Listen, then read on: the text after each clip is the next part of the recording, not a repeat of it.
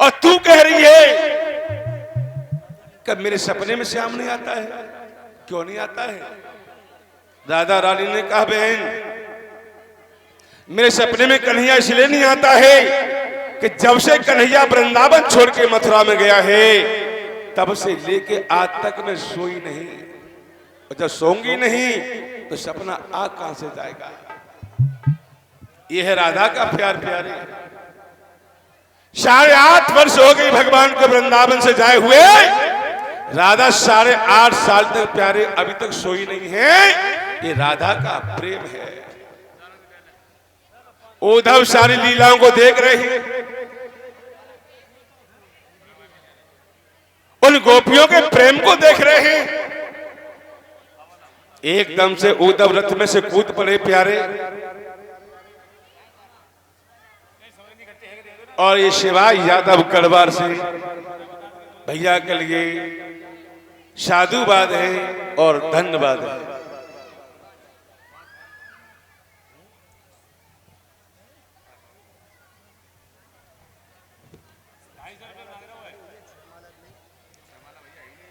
उद्धव रथ में से कूदे हैं और उन गोपियों के पैरों में जाके गिर पड़े हैं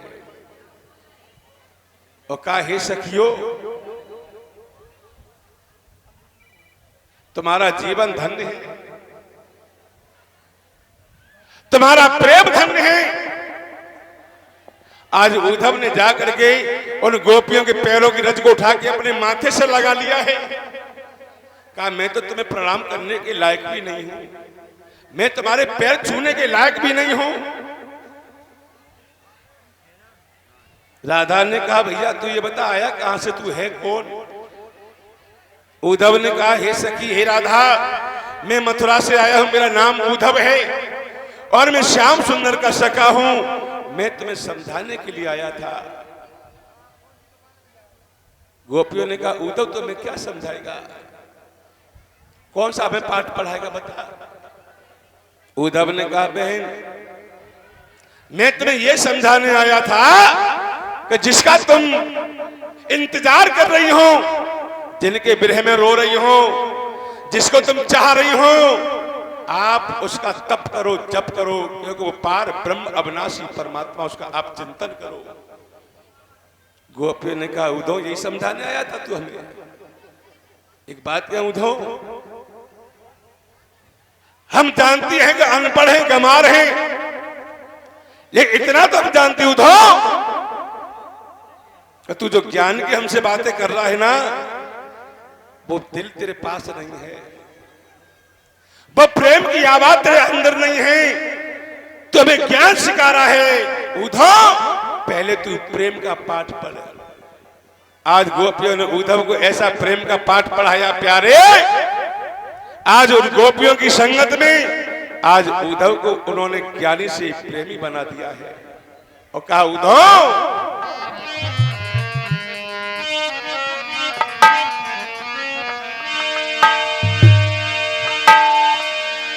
नबजिया वैद क्या जाने, हमें गम की बीमारी है। वैद क्या जाने, हमें गम की बीमारी है।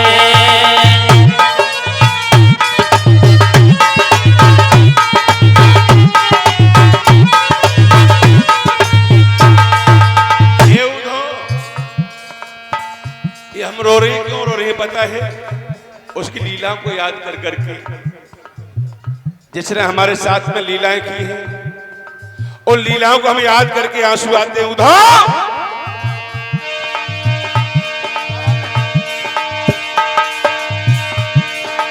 न बजिया वैद क्या जाने, हमें गम की बीमारी है। नवजिया वैद क्या जाने, हमें गम की बीमारी है।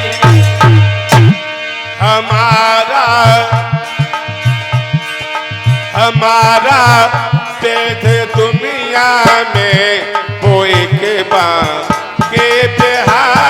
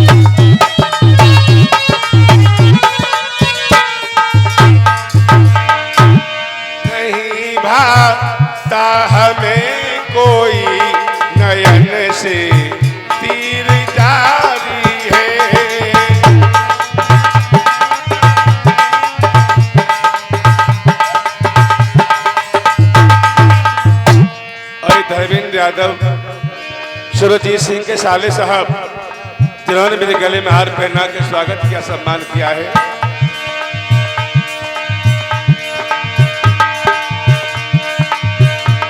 नहीं कोई दर्द का शिकवा, नहीं कोई बीमारी है, नहीं कोई दर्द का शिकवा, नहीं कोई बीमारी है, नहीं कोई दर्द का शिकवा, नहीं कोई बीमारी है, नहीं कोई दर्द का शिकवा, नहीं कोई बीमारी है। वैध बन आजा साबरिया, यही इच्छा हमारी है। आजा सावरिया, यही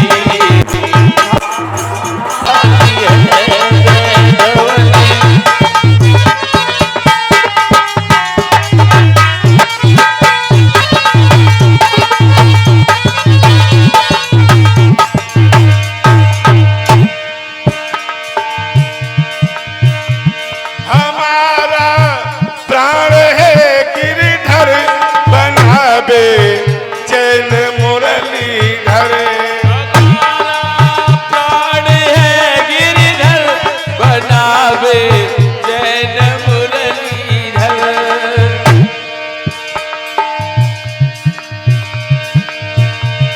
नवजिया वेद क्या जाने, हमें गम की बीमारी है। ये हमें गमों की बीमारी है, क्या जाने हमें गमों की बीमारी है।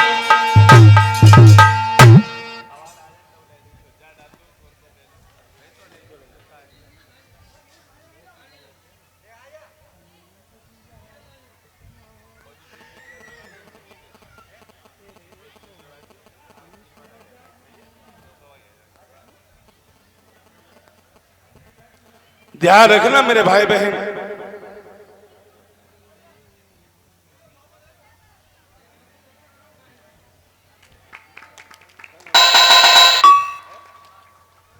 और ये शिवांश यादव भैया ने हमारे गले में हार नोटों का पहना कर स्वागत सम्मान किया है। भैया के लिए साधुवाद, धन्यवाद और प्यार भरा हमारा राधे राधे।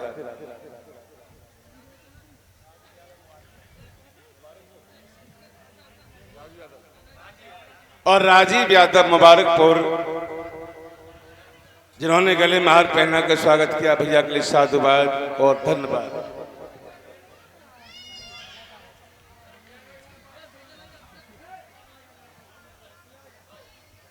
आज उधम महाराज गोपियों के बीच में प्रेम का पाठ पढ़ रहे हैं, और गोपियों ने ऐसा प्रेम का पाठ पढ़ाया है प्यारे, कि जो उद्धव आया था ज्ञान की पुटरिया लेकर के, आज ज्ञान की पुटरिया सारी आकाश में जाकर के उड़ गई महाराज। और उन गोपियों ने उद्धव को क्या बना दिया है? ज्ञानी से प्रेमी। और एक बात बता दूं,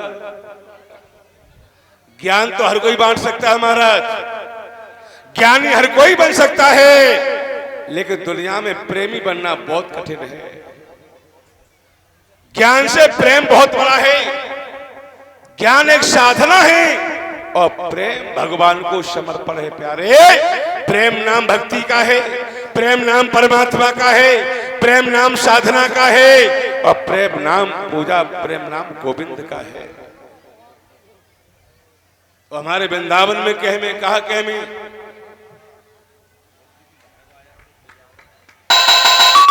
धरुण यादव भैया के लिए साधुवाद, धन्यवाद। एक बात बता दूं प्यारे, हमारे वृंदावन में कहा कि ऊधो सूधो है चलो,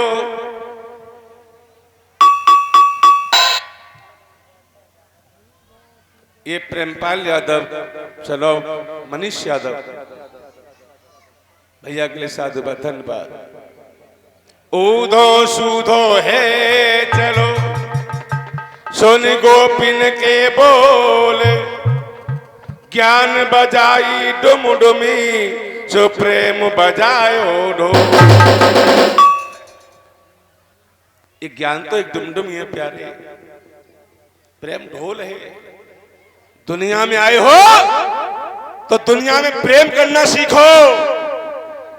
ज्ञानी तो हर कोई बन सकता है, लेकिन प्रेमी बनना बहुत मुश्किल है। आज उद्धव को गोपियों ने ज्ञानी से प्रेमी बना दिया है। 6 महीने उद्धव को हो गए गोपियों के बीच में। एक दिन उद्धव ने कहा गोपियों से, हे बहन, अब मैं मथुरा के लिए जाना चाहता हूं श्याम सुंदर के पास। मुझे 6 महीने हो चुके हैं। जो तुम्हें लिखना वो लिख दो, तुम्हें कहना वो कह दो। तो आज सखी राधा रानी भगवान को संदेश लिखती हैं और कहती है, सुनो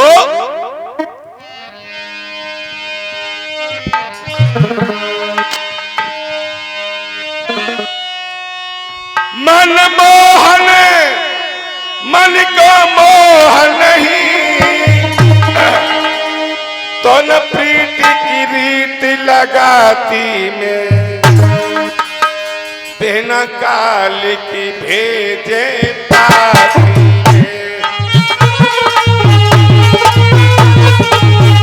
बिना काल की भेजे पाती में। आज मैया राधा प्रभु को संदेश लिख रही हैं और कह रही हूं, दीदी काल के भेजे पाती में, बिना काल के भेजू पाती में। दीदी काल की भेजे पाती में, भैया काल की भेजे पाती में।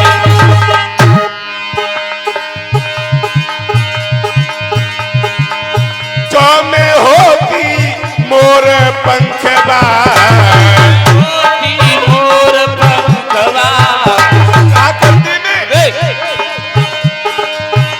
मैं तो बाई के मुकट समाती में, अरे बाई के मुकट समाती में। मैं तो बाई के मुकट समाती में, मैं तो बाई के मुकट समाती में।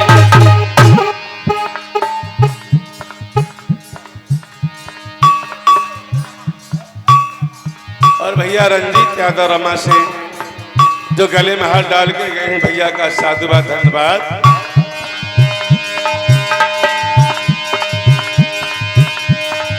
जो में होती उड़न चिड़ैया,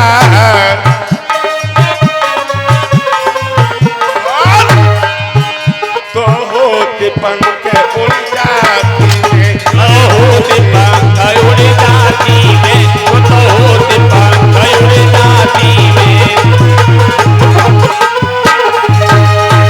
और कह रही उधो, जो मेरी सोती की पूजा न होती, जो मेरी सोती की पूजा न होती,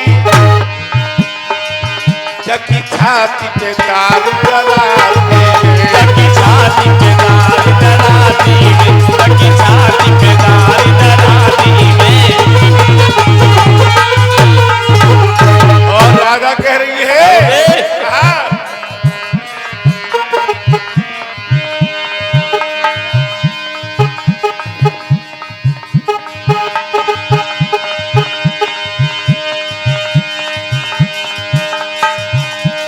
ऊधो गए मथुरा को श्याम बिरज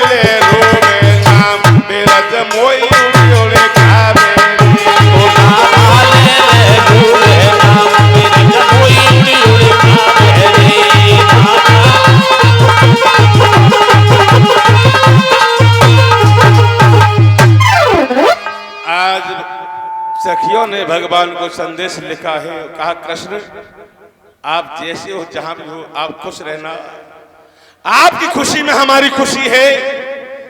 आज उद्धव जी 6 महीने के बाद लौट करके मथुरा में पहुंचे हैं।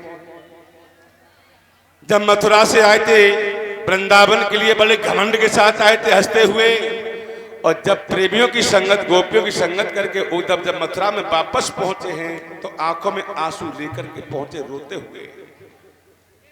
भगवान ने कहा कहो उद्धव, ये कूलर में भैया बैठे हो शांत बैठो, तो बैठना है तो शांत बैठो, किचिर मिचिर किसी किसी मत करो। कैसे रो रहे हो उद्धव?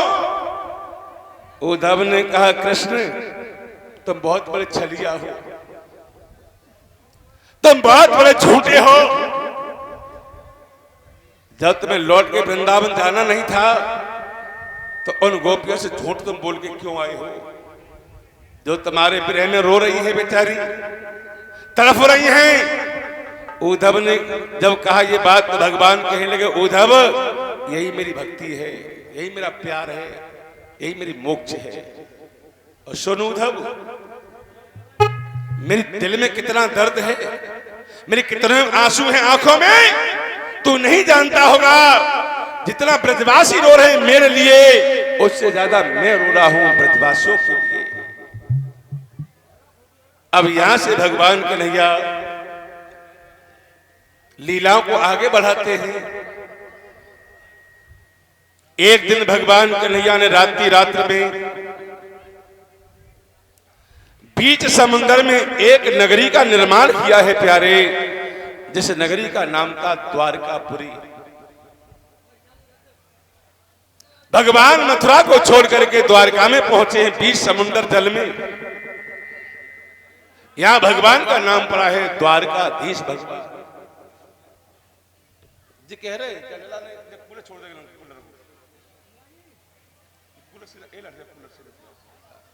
बस सही है बस सही है। जाके तो क्वालिटी। और ये हमारे श्रीमान कान्हा यादव श्रीमान राम सेवक जी के नाती जिन्होंने गले महार पहना के स्वागत किया, मेरा सम्मान किया है। इस परिवार के लिए साधुवाद, धन्यवाद।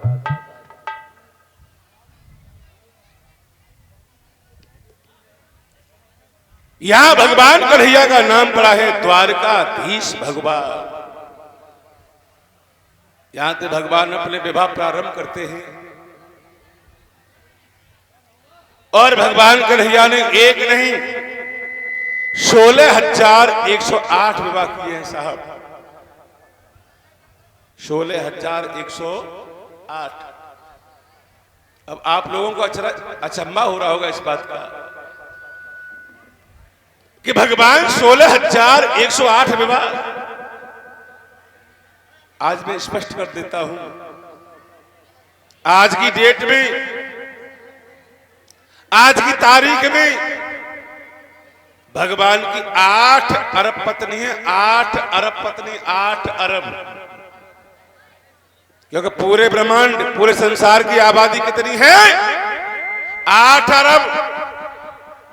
और 8 अरब जो आत्मा है, हर आत्मा का पति केवल परमात्मा है।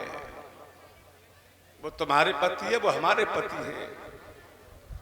जितनी आत्मा संसार में है, हर आत्मा का पति केवल प्यारे परमात्मा है।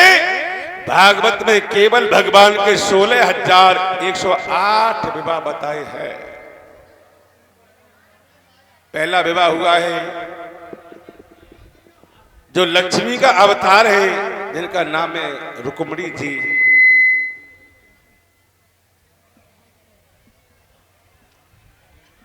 परीक्षित ने श्री सुखदेव जी से कहा गुरुदेव, मैंने तो ये सुना है कि भगवान ने रुक्मिणी का हरण किया था। क्या किया था? हरण। ऐसी कौन सी मुसीबत आई जो भगवान को रुक्मिणी का हरण करना पड़ा? तो श्री सुखदेव स्वामी कहते राजा परीक्षित,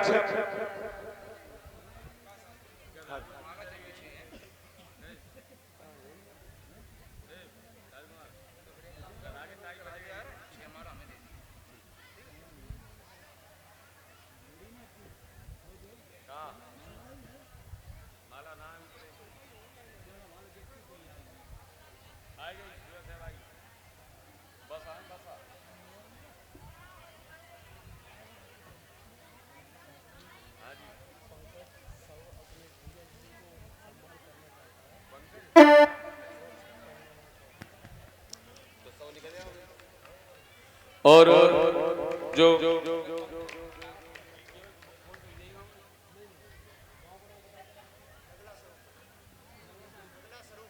और ये जो हमारे पंकज भैया आए नगला स्वरूप से, ये अपने सभी बहनों और भाइयों का सम्मान करना चाहते हैं, कलश वाली कन्याओं का सम्मान करना चाहते हैं। तो कलश वाली कन्या और ये हमारे भैया पंकज यादव आगरा से, और ये जो सम्मान करना चाह रहे हैं हमारी बहनों का, कलश वाली बेटियों का, वो बाहर निकल के आ जाएं। और भैया पंकज के लिए ढेर सारी शुभकामनाएं, बधाइयां हैं, जिन्होंने आगरा से आकर के हमारा स्वागत किया है। भैया को बहुत बहुत शुभकामनाएं, बहुत बहुत साधुवाद, बहुत बहुत धन्यवाद। ताली खोलो अपने अपने बड़े प्रेम से।